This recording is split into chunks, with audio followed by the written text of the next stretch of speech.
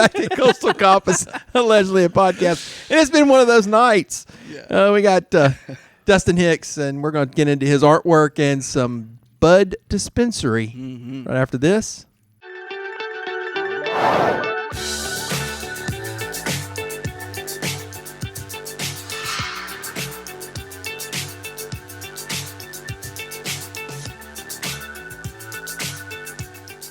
All right, Dustin, thank you for being here. This is actually the second time I've had to say this. Yes. Seems like our audio man may have messed up on a little something. That's okay. You didn't, because none of us know how to do audio, so I'm not going to complain too Yeah, hard. I set it up. I tear it down. I edit it. We're not a part of that mistake, and I'm happy for that.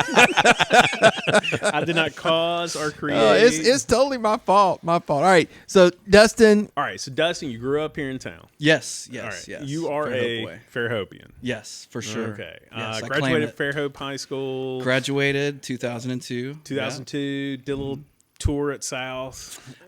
We'll call it a tour. Yeah. Okay. Yeah, it was a tour. And you've lived in some really cool places. Yeah, a few. Yeah. We talked about San Diego for a little bit in the back. Where else? What else would you consider? So most recently, I lived in a town called Camino, California, which is kind of wine country, base mountain range, Lake Tahoe area in California. So. All right, and Tahoe's cool. Oh, I love South Tahoe. Love that town. Yeah. Absolutely. Okay. Yeah. If you could describe it, because I've never been. I've never been. No. Can you describe it? Well, like what's so imagine great about looking it? at one of the most beautiful lakes you've ever seen in your life. Okay. And then taking a and being at like 6,000-7,000 feet already, and then taking a gondola up another 3,000, 4,000 feet and looking down at that. I've got a cousin that was a professional snowboarder back in the 90s in Tahoe. Those guys were wild too, like Squaw Valley and all that stuff. I don't think they call it that anymore, but that's where all the major avalanches and stuff happen. Because I mean, it's just a big bowl of mountains with a with a lake in the middle. It's beautiful. All right, so what brought you back here? This is my home. I mean, I love to travel. I love to travel, and I like to go all over the country, and I like to immerse myself in different, we'll say cultures, but because it is, I mean, our country is like many countries in one. But coming home is, this is where I feel comfortable. This is where my friends are that I grew up with. Yep. And I have family here. My brother and his wife live in Foley, and my mom and my dad both live in Baldwin County. So it's, Now, you didn't start off doing art. You started off as no. I mean, I'm getting to. Or you were a bartender. Well, you said it. You opened Fly Bar. Yeah. You did the first shift at Fly Bar. First ever dollar. First ever dollar made. Still was hanging up. Myself and Noah Lanning. I got to give Noah a shout Noah. out. Yeah. It was the two of us. I can't leave him out on that because I got the first 50 cents and he got the other first 50 cents. There you go. All right.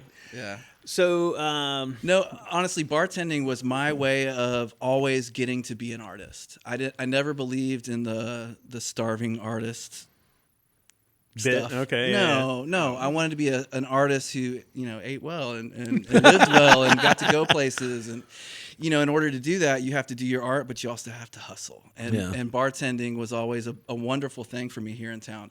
That's how I met you and your wife. That's exactly right. Yeah.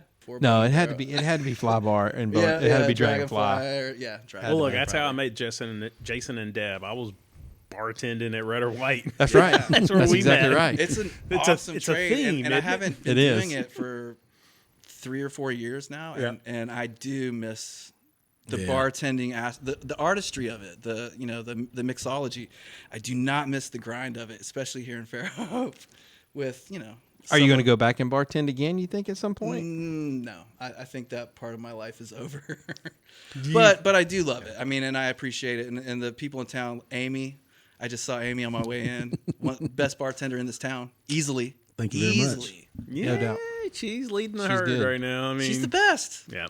She's no doubt about it. Oh, and while you're on that topic, shout out to her. There's something big going on. It's going to be great for the area. You'll learn about it soon. We have exclusive rights to film. It's going to be fun. Yeah, cut that out. All right, let's go. All right, bartending leads you to... Well, You know, it gives you the opportunity. Honestly, it kind of like intermeshed. My first bartending job here in town was the original My Place. And over by McSherry's. And to Soul give Bowls. Ravenite a shout out, I was having dinner with my best friend, and I was admiring the mural, the amazing New York City mural that they have. And I was like, man, I need a wall. Somebody's got to give me a wall. And I maybe stumbled over to My Place. And I went and introduced myself to Bobby Kilpatrick. Yeah. And I was like, I want to paint your walls, da-da-da-da. And he probably really thought I was crazy. But what he didn't know was I went home that night and spent the entire night organizing and looking at my paintings, which ones I was going to show him, because I really wanted that wall. And he was so impressed that I showed up in the morning that he was like, just do it. Just paint whatever you want. And there's still, it's the Fairhope clock. It's on Soul Bowls is that building now. Okay. No way. I didn't know that was you. That was me. Yeah. The clock. And if you look at it, there's little fingers on it. And because originally there was a skeleton with a Mardi Gras coat hanging off the pole. But I think when they did the Soul Bowls, they wanted kind of a different look than the a little bit different vibe. Because I don't know if you ever saw the one on the other side. I did the other side of the wall, and it was like a full-blown fleur-de-lis with a skeleton man with like 45 guns blazing and screaming, teeth out. Oh, that's cool. And, Soul Bowls is so cute. They called me when they opened. They were like, hey, could you like paint like, something like a little flag coming out of the guns or something, so it doesn't look as edgy. And I was like, I definitely could, but it kind of sounds like you're not going in that direction anyway. So just paint over it. It had its run. Isn't that sad? Sad day. It is sad. It is. Yeah, but you know what? If you get that upset about it, like, get over yourself. Right. I agree with Golly, you. Come Jason, on. I guess I got to get over myself. Get over yourself. All right. Where can we see some of your stuff that's still right in town? Yeah. Well, so I've got the one piece still at Dragonfly, which is kind of cool. It was Doug Kerr, the owner. He had a sign on the tailgate of his truck for, I guess, years. It looked like it was dirty when he gave it to me. But he said, can you incorporate this into an art piece? And, what can you do with that? And so that's the piece that's there. And that was, a lot of mixed It's a great media. Piece. Yeah, it was just stuff that was around my house that I broke apart and glued to it and painted on it and made it all wacky. But so you got that piece. I've got a mural at the Fairhope Brewing Company. Okay. In fact, when they opened, initially they were doing meetings at My Place, and I was waiting tables and doing murals, and that's how I met them. And so before they even opened, I was out in there with a scaffold every day painting and watching all the cool stuff come in, as it was, as they were opening. So what's the mural cool. look like? What's it? It's their logo, and then I painted a frame around it. It's pretty big, and in the frame I did like flounder and shrimp and different so pelicans, when we walk stuff into the that's brewery. Where do we need to look? Directly. So as you walk in, it's directly to the left. I haven't been there in a while, so I haven't either. I hope it's still there. I actually don't know. Yeah, they are. I think They just had their is. anniversary. About No. I know the brewery's there. He's talking about his artwork. Yeah. Oh. I think it is. But like I said, it's been a while since I've been in there. But I love those guys. They're great guys. All right. No Okay. doubt. Yeah. So we got Fly Bar, we got the brewery. The Ravenite. Ravenite? I've had a couple pieces there over the years. There's one piece directly behind the bar that Been there forever. Yeah. Yep. Yeah, you were telling us about the Grand Canyon. Yeah. I think it kind of got lost on the little volume glitch thing we had, which is cool. I'd like you to tell that again if you don't mind. No, you were asking me, some of my favorite places that I've been on my travels. And, Right. and the Grand Canyon came to mind first off because it was my only really emotional response to just seeing something. Yeah. As you go into a new state, that's pretty cool. And you pass a couple exits and this and that, and that's fun. You've been somewhere new. But when you go somewhere like that and you actually see the scale of it, Yeah. I mean, it's almost unfathomable at first. It takes a minute. Yeah. And Yeah. I mean, I boohooed. It's mind-blowing. Yeah. I just sat there and sobbed. And those are the moments where I just really love this life that we live. You gotta slow it down and you gotta look at those things and really appreciate it and seek them out. And that's why I travel. Wise words. Okay. I like it. I say now your artistry, you go by a Nom de plume. Yes, Dr. Blah. So How did that come about? that's a story and a half right there. So That's why we're here. So right. In my early 20s, when I started doing art and started doing art shows in town, I was doing a lot of live art and stuff like that, where I was painting live nude models in public in Fairhope and doing these really cool shows. And at that time in my life, that was when Banksy was really first like getting really popular, and Mr. Brainwash. I don't know if you remember him. He was a French street artist. All those street artists had the coolest names. And I was like, what can my name be? Like, you know, and it is kind of gimmicky, but as an artist, you kind of have to sell yourself, and you have to, you know, I didn't do the pretentious story to the paintings. I wanted me to be the story, and my, you know, and so anyway, I picked my actual name with some flavor. And so my full name is Dustin Randall Hicks. And my whole life, my family called me Bubba Lewis or Bubba Lou. My niece and nephew call me Bub. And anyway, and then my mom's side of the family, the Alger side. I don't. How the hell do you get Bub out of Dustin? No. Think about it. He's about to. Yeah. He's bringing it all together. All right. So, someone jumped the gun. Dr. Blah is literally Dustin Randall, Bubba Lewis, Alger Hicks, and so it actually meant something Full to circle. me. But it was my little, you know, name. And funny enough, I haven't really been doing a whole lot of art in the last few years, especially in this area, and people still remember that. Yeah. And, you know, It's marketing, worked. baby. It It worked. worked. It's your art identity. It gave you an identity Absolutely. It did. And yeah, man. and something to push towards. Totally, I feel like. totally. I And loved it. I still love it. It's So where and are it's you silly. doing? It's Yeah. silly. That's great. But I still, you know, it's. All right, so where are you doing stuff right now? So I have always kind of just painted at home. I you know, I've had a studio in the past. Actually, across from Windmill Market, I had a little art studio for a little while. But you know, you don't need overhead as a small artist. You know, I had a gallery in Fairhope. How cool! But what I really needed to do was just do the art. You know, and so at the end of the day, my favorite thing in the world is just putting on, you know, some music, and zoning out and painting and. now, do you sell online and stuff? No, so it's more of an organic thing yeah, for you? I have never marketed online or anything like that. It's always been word of mouth, always. And early on, I had enough work because I was doing murals and stuff like that. So people, you know, I was getting commissions all the time. Mm-hmm. And really, as I've gotten older, you know, I've kind of gone back and forth as an artist, a bartender. I've done a gazillion different jobs over the years to continue to. It's like my drug to be an artist. But I always kept that going with some sort of, you know, job to kind of sustain it, you know, which is why, you know, I've worked at a bunch of the restaurants and bars here in town. Yeah. All right, so how can I get in touch with you?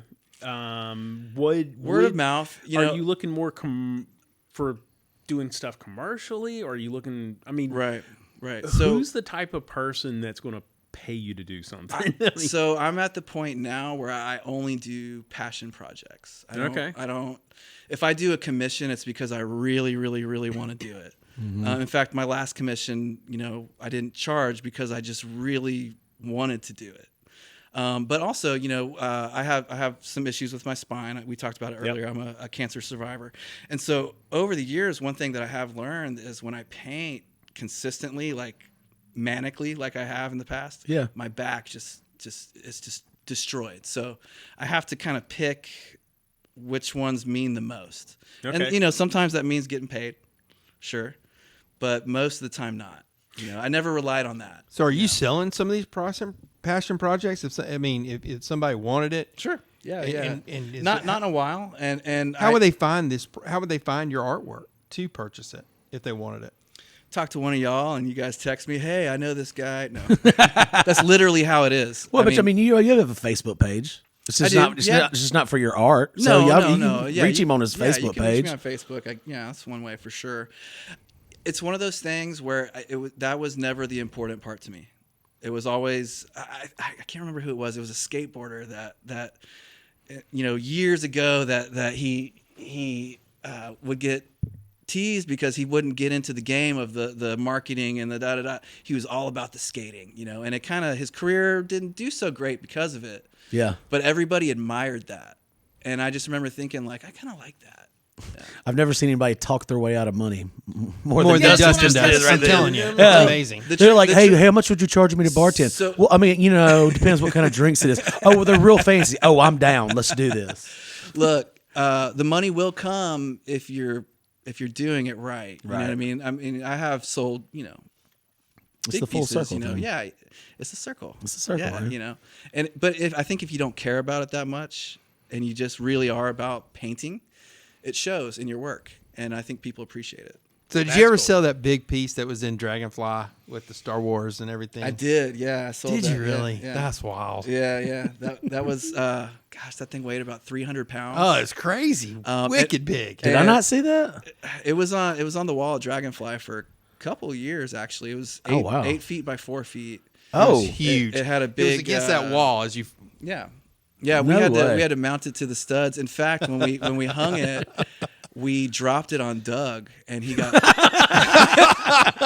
Accidentally on purpose. we're laughing with you, Doug. We're yeah, laughing no, with listen, you. and I mean he was stuck under it, and that thing had been moved several times because it was in my gallery that was across from Windmill. Yeah. And it had glass mirror shards all the way around the edges, and so like when it had handles on it, but I mean several people got stitches because of that painting before. Literally, and that's not my only painting that gave somebody stitches. I like to have the stuff that's pointy and You're a single guy. Yeah. Here in town. Yeah. What do you do for entertainment? Where do you go eat? What does a single person here in Fairhope do? Currently, that's, like I said before, that's a little bit of a boring question because, quite frankly, I'm kind of focused on, working and saving and not going out. There was a period of time in my life where I was, always out into different places here in town. And Well, you're a bartender hanging out with Noah, so yeah. Yeah, no kidding. one of my best friends. Yeah. Honestly, at this stage in my life, I'm more focused on spending time with family. I have more family in town than I've had in years. This is what life is really about. It's my brother and his wife are in Foley. That's my dad's in Orange Beach. When you said you had nieces and nephews as well, right? They're in Virginia, but that's anytime I can see them. That's what's important. Honestly, too, I'm a dog dad. I've got a bunch of dogs. Okay. How many's a lot? So I have 3, but I kind of claim my mom's dogs as well because I kind of raised them. She did too, but they're mine. They're mine. Yeah. So that would be 6 total. Yeah, that's a bunch of dogs. If you put them all together, I love them. I love them. I've got 2 German Shepherds that, man, they run me. I can believe that. Yeah. It's like having toddlers, I would imagine. I've never had kids. All right, but now do you go to the dog parks around town, or no? I've got You're a decent sized property in Spanish Fort, so they do you all run them around? I run them, and also I board them at Port City Pups in Mobile, and they're awesome, man. They're easily one of the most accommodating dog kennels that I've experienced in this area. Okay. And as a dog owner, that's huge because you don't want your love of your dog to control your life. You want to be able to go do stuff. So you have to, you got to board them sometimes. Yeah. And to know that there's something like that around here that that's And that they're well taken care of. well taken care of, and they have different services. I always get them bathed and clipped and stuff before they, because I'm not doing that. They fight me. Let the professionals. Yeah, get for into sure. So you give them a little spa weekend every once in a while. Yeah. That's A couple cool. times a month for sure. Yeah. All right, that's good to hear. While Jason was doing all his technical stuff, you mentioned swimming in the fountain. The fountain, down by the pier, yeah. All right, so this And also the one at Coastal, which was Faulkner. I don't know if there's a fountain still there, but it was because amazing. I got down here to the coast in '95. Yeah. And Fairhope was probably 7,000 people at that time. Yeah, Right. I mean, it was. And you're growing up, so you're swimming in the fountain. Oh yeah, the bay. With all the stuff in the bay, we didn't know. Well, I mean, when I Come showed home up, with infections. Vibria. yeah, but the first bacterial, flesh-eating bacteria was in Foul River over in Mobile in '95. Yeah. I believe that. So over here was cleaner. I believe that. Yeah, Now, the thing is, Fairhope's done a lot for the bay with all the sewage stuff that everybody's been griping about. I over hope here so. lately. One of the things that people know about this area is there's kind of a cluster of childhood cancer in the area. Yep. And a lot of people want to know if that's related, including myself. Of course. Well, you're a cancer survivor. Yeah. Yeah. To talk to, all right. So you told us a story in the back about Tea for a Cure. Yeah. You were an artist for that for a little bit. Sure. Yeah. It's a wonderful event if you ever It's get to awesome. be a part of it. It's swanky. Yeah, it is. Yeah, no, the one of the people that was running it, this was years ago, came up to me and they had the same size canvas for everybody. And they were finding artists in town and they, for a silent auction. Yep. And I think it was the second year that I did that this story happened. I did a painting of the Fairhope ferry that went across the bay. It was a really cool painting, actually. And so I went to the event at the Wash House, Tea for the Cure. Yep. They do a big silent auction. It's a big dinner kind of thing. And they invited all the artists to meet the people that bought the paintings in the auction. And so anyway, I'm talking to this lovely woman who bought my painting, and we're having a nice conversation. And eventually her husband walks up, and he was one of my doctors at UAB Children's in Birmingham who had just retired and moved to Fairhope. And, this guy And used here to... does he buys your... And he buys His your... wife. and he His buys your- wife. His wife buys Yeah, like what are the his chances artwork. of that? I always thought that man. was amazing, Yeah. And Oh, wow. I get chills when I think about it to this day. The Burke House. I don't know if they still live here in town, but they're amazing. They do amazing events over at Lakewood. Does a Um, unbelievable job whenever they host an event. in fact, when I did have cancer, when I was diagnosed, I was a teenager. The Fairhope Police Department put on a golf tournament in my honor at Lakewood. Yep. Okay. And that was wow. actually the first time I played golf in my life, and I've loved it ever since. We are in Alabama in this bud dispensary. Yeah. So you're the first one that's been on the podcast that has, I guess, a vested interest in the Sure. industry. Sure. What's going on with it? So I don't think they call them bud tenders in Alabama. They do Probably everywhere not. else. Yeah. But I work at Simply CBD in Daphne, and that's what I'm doing is I'm selling CBD THCA products. Mhm. My interest in it is, as a cancer survivor, I had to make a decision as a young man how I was going to manage pain, chronic pain, for the rest of my life, for hopefully 80 years or more. And painkillers were not the option for me. Narcotics are brutal. It's so dangerous. And as a Yeah. child, I was literally a child taking this stuff. And that's, about the time that I discovered marijuana. And that's something that, has been in my life as a painkiller and anti-anxiety from pain for 25 years. Well, and this state has the harshest drug laws Yeah. on the books Yeah. than the other 40. We're leading the group. We don't need more strict ones. We got them. Right. When I was a kid, you were nervous everywhere you went if you had it, because, that was straight to jail. Yeah. Done. You're in trouble. Now there's, it's starting to change. The fact that I'm even doing what I'm doing in this area is pretty cool. Yeah. I think about it all the time, like, wow, we have come a long way, but we do have a long way to go. And I tell you, it's important because of the people that are hurting in our community, sick or hurting, and genuinely getting relief from these products. And they come in all kinds of forms. You don't have to smoke it. You can vape it. Yeah. You can eat it. Edibles. They have Well, it's sublinguals. people of all ages too, for the most part. Think about it. I would say most of my customers are 45 plus. Okay. And many of them are 60 plus. So Simply CBD in Daphne. Yes. We can see you there. We can hook up with you online, Facebook page for Yeah. artwork. Right. If we screw all that up, we can still go to Simply CBD and talk to you there. And it's time for the magical question once Yeah, it again, is. I think. All right. know. So We need like a Tinkerbell sound or something. Yeah, I can find something. I don't know. Tinkerbell's probably the right thing. He's for this asking it. one. Tinkerbell.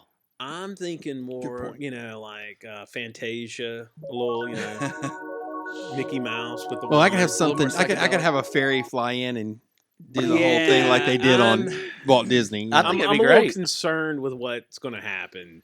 Just throwing that out. I mean, because we see the results of every time we do a contest. Yeah. He gets smoked and he winds up winning every single time. So we know how this is going to get edited. That's the beauty in editing. That's it. When you edit the video, you can have anything. Wait till he gets good enough anything. to swap y'all's voices where he actually is saying the right answer and you're saying the wrong one. I think the last one he got one question right just because he named the same bar. Yeah, that was the last question. Yeah. All right. So here's the question. If you had a magic wand and you could change anything about living here on the coast, what would it be? I always loved the idea of where Broken Egg is. Yeah. Like decades and decades ago, that was a little cinema.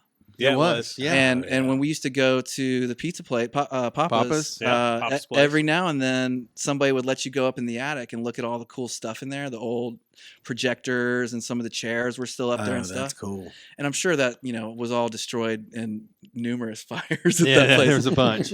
But something like that, Kind of like the Crescent over in Mobile. yes. All right, yes, so something like that would work here. Back in the That'd be 90s, really it would be so cool.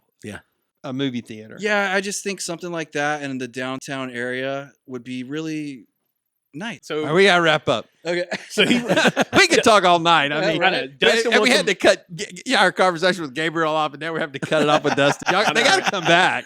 All right. I know, Well, right? All right, Hey, guys, Wow, so- we're gonna have to do a round two. To get Yeah, to we that. really did. Absolutely. Because you being such well-traveled dude, I'd love to hear some of your stories that you Oh, had yeah, as man, you I- traveled, because I you could just tell you some- drove and drove and drove, and it was with a dog. With a dog. Yeah, I have a dachshund that's been to like 43 states. Yeah, I was like, it's like, Yeah, all right, so God, yours- it's crazy. All right, we're out of time. We really ran long. Thank y'all so much for watching. Please like and subscribe and get in touch with us and be on. Thank y'all so much, and we'll see y'all in the next one.